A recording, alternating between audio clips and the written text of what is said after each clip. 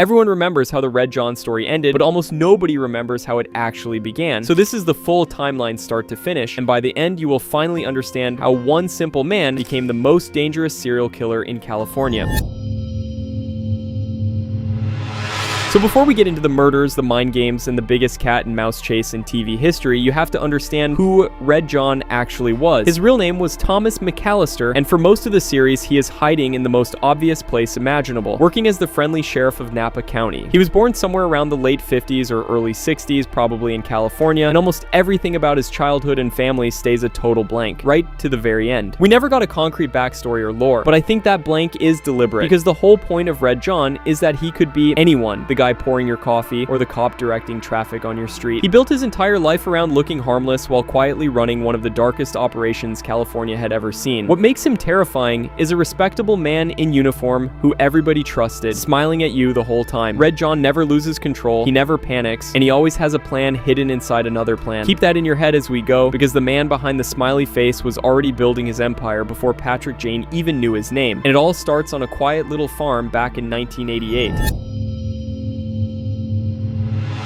Red John's story really begins in 1988 on a place called Elliston Farm, which was run by a strange cult called Visualize. If you want to know more about the whole Visualize cult story, make sure to watch this video because I think it's one of the most interesting things in this show. But back then, McAllister was just a farm worker in his late 20s or so, and this is where he paints the very first smiley face that would later become his signature calling card. A priest named Peter actually visited the farm around that time, and years later he remembered that some kid had drawn a smiley face on the side of a barn and that the whole place had a bad vibe to it. That smiley face was the beginning of everything. It was also on that farm that McAllister committed his first 2 known murders, killing 2 of his own co-workers, Martin Talbot and Alan Charney, for a reason the show never fully explains. Both men were bound and killed with a knife, and here is the chilling part. Nobody connected these deaths to Red John until 25 years later. He was that patient. He could leave bodies behind and simply wait decades for anyone to catch up to him. This is Red John in his rawest form, before the Empire, and before he had a name that made people's blood run cold. He was just a quiet man on a farm figuring out that he liked to kill and that he was very good at not getting caught. After the farm gets abandoned, McAllister vanishes for almost 20 years, and when he finally comes back, he is a different kind of predator, because his next move is where the legend of Red John actually gets born. So after that 20-year gap, Red John resurfaces, and this is where he stops being an unknown farm killer and becomes a name people whisper in fear. In 1998, he commits what the files call his third known murder, an unnamed woman, and this time, he had help from his first known accomplice, a man named Orville Tanner. Tanner got caught by the police, but McAllister slipped away clean like he always does. And at his trial, Tanner did something nobody expected, which is that he told the court he was only the lookout and that the real killer was a man he called Red John. That is the exact moment the name enters the world. The wild part is that nobody believed Tanner, so McAllister stayed free while Tanner went to prison, still calling him a good friend. Around the same time, the newspapers were calling him the smiley face killer because of that blood-painted symbol he left behind, but the name Red John is the one that ended up sticking. What gets me is how casual he was about the whole thing, keeping in contact with Tanner from behind bars, and even updating him about fresh murders like they were just catching up over coffee. He had zero fear of getting exposed because he had already learned that people simply would not believe the truth even when it was handed to them directly. That confidence is exactly what let him operate for another 15 years right under everyone's nose. But his very next big killing is where he finally makes the one mistake that would eventually cost him everything. During the next few years, McAllister turned into a full-blown serial killer, racking up at least 8 more victims, and one of them, back in the year 2000, is the single biggest slip he ever made. Her name was Janet Peake, and she was doing laundry when Red John attacked her from behind and cut her throat. He started undressing her to do something even more heinous, but then something went wrong. Her husband, Carter Peake, walked in and fought back. McAllister managed to overpower and kill Carter too, but in the struggle, Carter's body ended up covered in Red John's own DNA. That was a disaster for a man who survived on being completely untraceable. So he improvised, burying Carter's body in concrete underneath a strip mall, hoping it would never see daylight again, and for years it worked. But that buried body becomes a ticking clock because Red John knows his DNA is sitting in that concrete, and later he starts killing people just to make sure nobody ever digs it back up. Up to this point, all his victims were strangers with no connection to him at all. I also made a video going over every single Red John kill in detail, so if you're interested in that, make sure to check it after this video. However, all of this changes in 2003 when a cocky psychic named Patrick Jane opens his mouth on live television and turns himself into Red John's most personal target ever. In 2003, Patrick Jane was living large as a fake celebrity psychic, going on talk shows and making really good money off of grieving, desperate people. And on one of those shows, he did the single dumbest thing imaginable. He taunted Red John on live TV, calling him an ugly, tormented little man. Red John was watching every second of it. And that same night, while Jane was out of town, McAllister broke into his home and murdered Jane's wife Angela and his young daughter Charlotte using his signature method. But he added a personal touch just for Patrick, painting Angela's toenails with her own blood as a sick little gift. Then he left a note pinned to the bedroom door, one of the only times he ever explained himself directly, saying he did not like being slandered in the media, and that if Jane were a real psychic, he would not need to open the door to see what had been done inside. Jane came home to that note and to those bodies. This is the moment that completely breaks him and rebuilds him into the man we follow for 6 seasons. And the saddest detail comes later, when a psychic named Christina Fry tells Jane that Charlotte never woke up, that she was never scared. Whether you believe that or not, it absolutely wrecks Jane, because from this night forward, his entire life has exactly one purpose, and that purpose is about to make him quit everything and go hunt a ghost. After finding his family like that, Patrick Jane completely fell apart, suffering a breakdown so severe that he spent 6 months locked away in a psychiatric facility. When he came out, the charming fraud was gone, and in his place was a man with one goal, which is to find Red John and destroy him. So he joined the California Bureau of Investigation as a consultant, using his real talents like cold reading, observation, and manipulation to work murder cases while quietly hunting his family's killer. And this is where you really start to understand just how theatrical Red John is. Jane himself describes it best, saying Red John thinks of himself as a showman and an artist with a strong sense of theater. That smiley face is the whole centerpiece of it. Jane explains that the first thing anyone sees at a Red John scene is the face on the wall, and you see the face first, and you feel dread, and only then do you notice the body, always in that exact order. That is the psychology of the man. He wants you afraid before you even understand what happened. He is a textbook psychopath, a total narcissist with zero empathy, obsessed with his own god-like image, and furious at anyone who dares to shrink him down. He loves classical music, especially Bach, and the poetry of William Blake, which becomes weirdly important later on. This is the enemy Jane signed his whole life away to catch. Here's the thing that separates Red John from every other TV serial killer. John was never actually working alone. Over the years, he built an entire secret organization called the Blake Association, a network of corrupt cops, agents, and officials who covered up his crimes and did his killing for him. Jane nailed the dynamic when he said Red John does not have partners, and that he has tools. His accomplices worshipped him like a god and would do literally anything he asked, including killing themselves to protect his identity, and he threw them away the second they stopped being useful to him. And his method for recruiting them is genuinely disturbing. He hunted for broken people, then engineered a tragedy in their lives so he could swoop in and play the savior. The clearest example is the Martin sisters back in 2007. He wanted Lorelai as an accomplice, but she was too stable because she had her sister Miranda holding her together. So Red John kidnapped Miranda with the help of 2 of his followers and left her to die in an abandoned warehouse. With her sister gone, Lorelai crumbled, and Red John moved right in to comfort her and recruit her. Before Miranda died, she scratched the word Roy into the floor, one of his known aliases, which is a clue that would not surface for years. That is how coldly this man operated, destroying an innocent woman just to acquire a new tool. And now that you understand his game, let us get into the actual war between him and Patrick Jane. Season 1 is where the cat and mouse game officially kicks off, and Red John draws first blood in an episode called Red John's Friends. Jane gets a real lead when a prison inmate named Jared Renfrew claims he knows details about Red John's true identity. Jane is so desperate that he bends every single rule to get close to this guy, because a name is all he has ever wanted in the world. But Red John's reach is so much longer than anyone realizes. Renfrew slips out of their protection, and before Jane can get one useful word out of him, Red John kills him. And then he does something that tells you everything about his personality. He calls Jane on the phone just to laugh at him and rub the failure right in his face. That phone call is chilling because it is the first time we really feel him as a living, breathing presence toying with Jane instead of some faceless legend. It also sets the pattern for the entire series. Jane gets close, and Red John calmly removes whatever thread Jane was pulling on. Every informant, every witness, every single lead has a way of dying the exact moment it might actually help him. It teaches Jane a brutal lesson, which is that going straight at Red John never works, and that he is going to have to outthink a man who seems to see every move before Jane even makes it. But if that phone call rattled Jane, the season 1 finale is where Red John shows him he can reach into his life whenever he feels like it.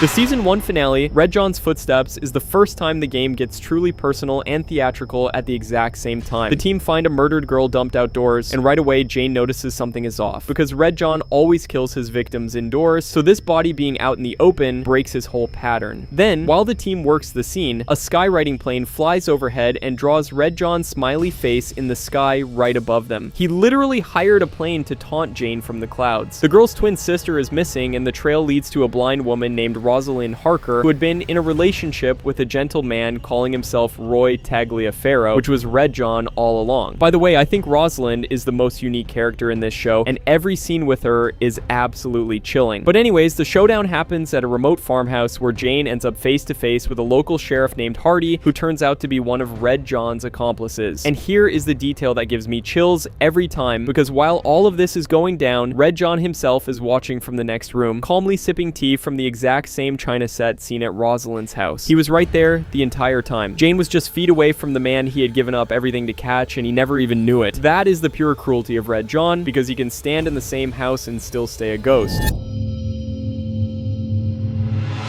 Season 2 is where Red John proves he will slaughter absolutely anyone to keep his game with Jane exactly the way he wants it. Earlier, the Red John case had been pulled away from Jane and handed to a tough old school agent named Sam Bosco, who did not trust Jane's methods and kept him far away from the evidence. Red John did not like that arrangement one bit, because he wanted Jane as his opponent and nobody else. So in the episode His Red Right Hand, Bosco and his entire team are gunned down inside CBI headquarters itself. The killer turns out to be Rebecca Anderson, Bosco's own assistant, who had been a devoted Red John operative planted right in the middle of them the whole time. She murdered her own colleagues on Red John's orders just to hand the case back to Jane. And when Rebecca gets arrested and becomes a risk, Red John ties off the loose end personally. A man believed to be Red John himself, disguised as a police officer, brushes past her and poisons her skin, and she actually smiles when she sees him before dropping dead on the spot. She was so loyal, she was happy to die for him. That massacre reshapes everything, because the director resigns and the team tightens up, and Jane is dragged back onto the case exactly where Red John wanted him.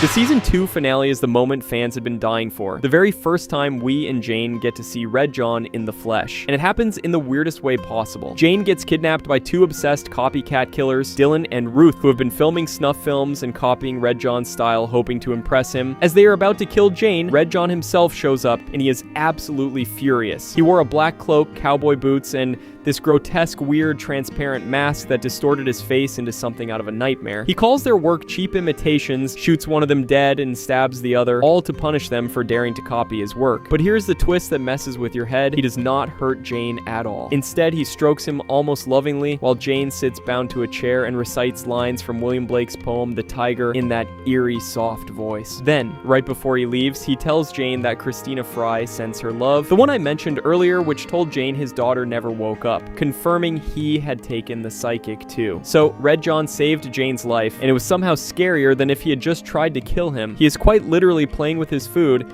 and enjoying every second of it. Season 3 is where the conspiracy angle explodes, because Red John's influence starts leaking directly into the CBI itself. It begins with an assassin named Todd Johnson, who has been murdering law enforcement officers all over. The team catches him, and Jane immediately senses there's a lot more going on under the surface. Johnson hints that he has a secret only Jane would apparently understand, and before he can say a single word more, someone sets him on fire in his own holding cell and burns him alive. That is when it becomes undeniable. Red John has a mole hidden somewhere inside the CBI. The whole team turns paranoid, because any one of them could be secretly working for the devil they are all chasing. Then Red John's mole makes a genius move, framing the unit's own director, Madeline Hightower, for Johnson's murder by planting evidence to make her look like the corrupt insider. Hightower has to go on the run as a fugitive, while Jane and Lisbon quietly work to clear her and smoke out the real traitor. Around this time, Jane also locks onto the phrase Tiger Tiger, sensing it somehow connects Red John to a much larger hidden network. The corruption runs way deeper than anyone imagined, reaching into cops and officials all protecting each other. It builds toward a trap Jane sets to expose the mole once and for all. And that trap leads to the single most shocking moment of the whole series so far. The The season 3 finale is an absolute gut punch from start to finish. Jane sets an elaborate trap using Hightower as bait to draw out the mole, and it works, but the reveal is devastating. The traitor turns out to be Craig O'Laughlin, the fiancé of Grace, who had been sleeping right next to a Red John operative without a single clue. O'Laughlin tries to assassinate Hightower, wounds Teresa in the gunfight, and Van Pelt is forced to shoot and kill her own fiancé to stop him. It absolutely shatters her. But Jane is thinking 2 steps ahead, and he has Teresa hit redial on O'Loughlin's phone. Far away in a crowded Sacramento shopping mall, an average-looking middle-aged man answers it, and Jane locks eyes with him and just knows. The man literally hints that he is Red John, keeping Jane at bay with a revolver hidden inside a folded newspaper. He says he is tired, that he wants to quit and get a new face and a whole new life, and he tells Jane to just let him walk away. When Jane demands proof, the man leans in and describes what Jane's murdered wife and daughter smelled like, a detail only the killer could ever know. That pushes Jane right over the edge, and he pulls a gun and shoots the man dead there in the food court. Then he calmly sits down and sips a cup of tea while the mall panics around him. Everyone loved this finale. However, it turns out he wasn't the real Red John, and the chase continues while Jane goes behind bars.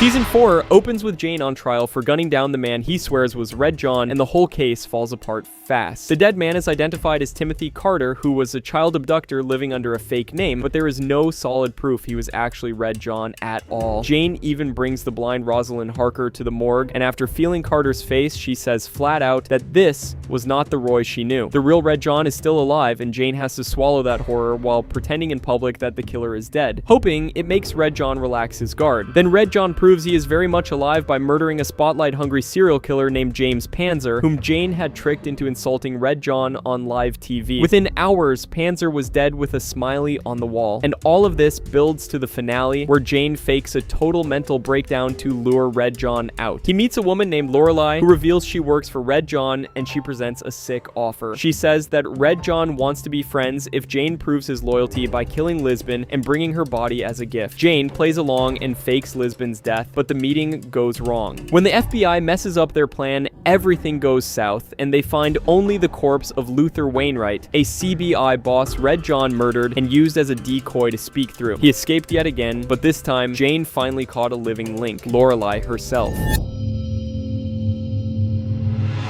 Season 5 is Jane's best shot yet because for the first time, he is holding a living, breathing Red John accomplice in Lorelei. He breaks her out of prison with the help of the shady cult leader Brett Stiles, hides her away, and works on her one-on-one. His weapon is the truth, and he hits her with all of it, telling her that Red John himself murdered her sister Miranda just to recruit her. It devastates Lorelei, and in her rage, she lets slip the most important clue in the entire series. She snaps at Jane and says she cannot understand why he and Red John did not become lifelong friends the moment they shook hands. That single sentence changes everything, because it means Jane has already met Red John in person and shaken his hand. The killer is somebody he has crossed paths with before. Lorelei goes rogue hunting Red John for revenge, but he gets to her first and kills her. Meanwhile, the episode The Red Barn reveals that Red John was once a member of the Visualize cult who killed 2 men on a farm from the beginning of this video, tying his present right back to his origins. Jane finally narrows his list down to 7 suspects, all men he has personally met. And then Red John drops the most impossible mystery of the whole show, a recorded message revealing he already knew all 7 names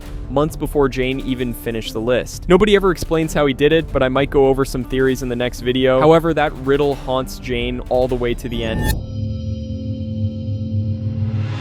Season 6 is the endgame, and it is a total bloodbath as Red John starts erasing his own suspects to cover his tracks. He grabs Lisbon and paints his smiley face on her in Partridge's blood, who was a forensic investigator working with Jane and one of the main suspects. John also murders Jane's old therapist, Sophie Miller, after visiting her under a fake name to dig into Jane's past. And it is at Sophie's place that Jane finds out a recording note where it's revealed that Red John has the immense fear of birds. A private detective named Kira Tinsley, hired by Red John to spy on the team, gets stabbed by him. But with her dying breath, she hands Jane a golden clue, that Red John has a tattoo of 3 dots on his left shoulder. That tattoo turns out to be the mark of the Blake Association, his secret society with the password Tiger. So Jane makes his boldest move yet, gathering the 5 remaining suspects at his Malibu home and forcing them at gunpoint to show their shoulders. 3 of them have the tattoo: Gail Bertram, Reed Smith, and Sheriff Thomas McAllister. But before Jane can act, a bomb Red John planted in advance detonates, killing suspects Brett Stiles and Ray Hafner and helping stage a fake McAllister death using swapped DNA. That leaves only two names, Bertram and Smith. When Smith gets caught, he flips and confirms the whole conspiracy, but swears up and down that he is not the killer. The evidence points hard at Bertram, who goes on the run and even slaughters a bartender who recognizes him. Everyone becomes convinced Bertram is Red John, and that is exactly the mistake Red John was counting on.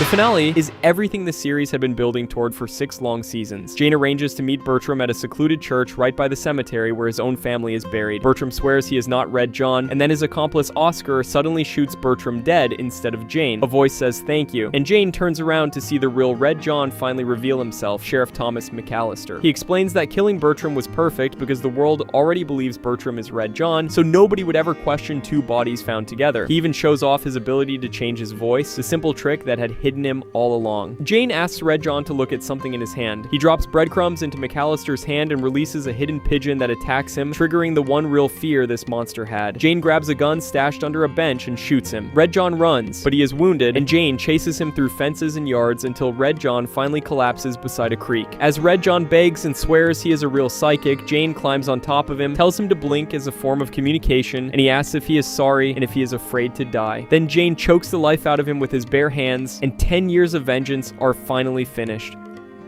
And that is the entire story of Red John, from a quiet farmhand painting a smiley face on a barn to the most feared serial killer in California, brought down in the end by a pigeon and a man he never should have provoked. If you want me to break down other mysteries, drop them in a comment and subscribe, and I'll catch you guys in the next one.